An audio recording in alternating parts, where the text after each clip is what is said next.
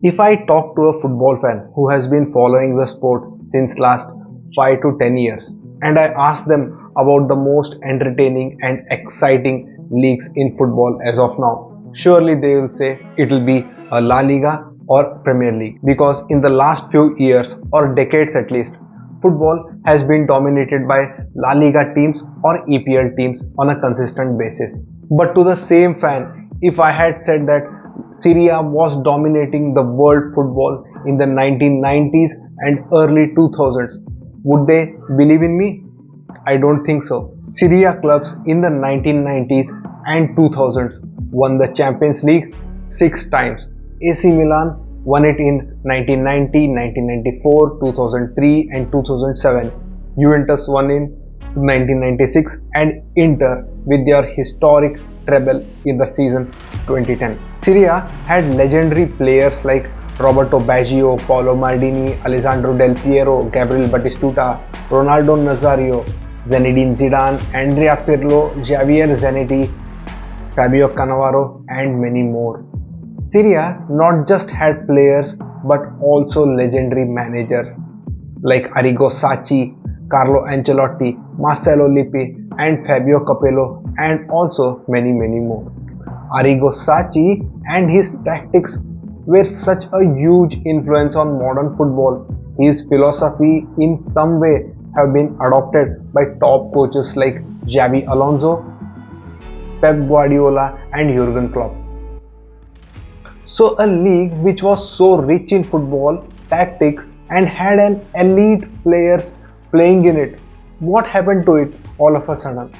Now Serie A isn't as dominant in European football as it was earlier. The clubs have lost the pull on top players. Gone are the days when a top player playing outside Serie A would like to play in it. So what went wrong in this league?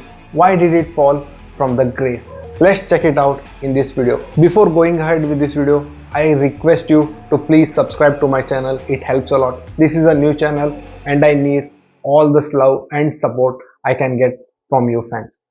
So now with the video. Keeping the footballing aspects aside, for a club to function well, it needs to have a solid financial backing.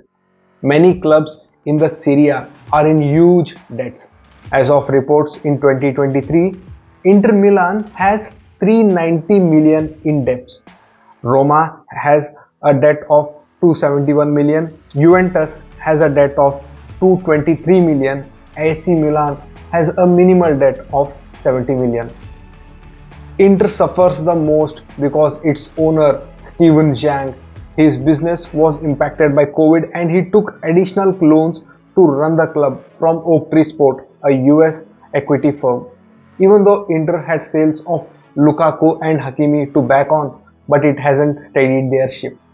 Inter are now looking at free transfers and buying players carefully to balance their debts.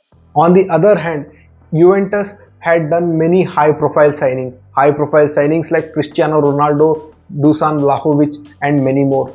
But now they are in such a bad state that they are looking to offload some of their star players just to keep their ship afloat. So why are these clubs facing the bad financial times? Mainly because TV rights and media revenue in Serie A has gone down over the years and the club debts have gone the other way. Poor media campaign, lack of marketing and visibility has led the Serie A to suffer. Serie A had once almost finalized a deal with CVC. That deal was worth 1.7 billion euros. But that deal was rejected by the other clubs mainly because they thought they lose control and power over the league because of some clauses in that contract. Some clubs like Inter Milan, AC Milan and Juventus thought that they could get better deals elsewhere. So that CVC deal was rejected in the last minute. If this deal had gone through, maybe the clubs would have been better financially. Many clubs like Juventus who were handed a 10-point deduction because they had manipulated their books wouldn't have happened. Maybe Jose Mourinho wouldn't have left Roma because there were rumors he left the club because the club couldn't guarantee him his preferred signings. Now there are talks to reduce the number of teams in Serie A from 20 to 18 to make the league more competitive and grab the eyeballs of the new fans who are coming in football. This may be a good move, but only time can tell. In this era of internet and reels, Serie A should look to up their social media game. They are third in popularity after La Liga and EPL, but Liga and Bundesliga are catching them up very fastly.